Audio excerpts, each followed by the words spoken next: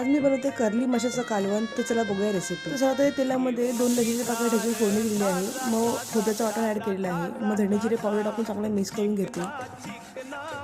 आता रशाच्या अकॉर्डिंग पाणी टाकून घेते याच्यामध्ये।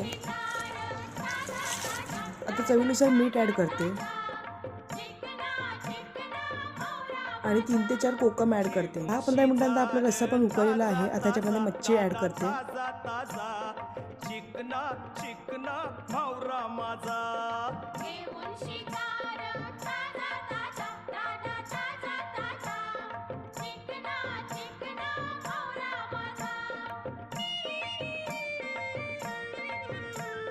आणि गार्निशिंगसाठी कोथिंबीर टाकून घेते। 15-20 मिनिटं या रशाला उकळी येऊ देऊया। तोपर्यंत आपण मच्छी फ्राय करून घेऊया।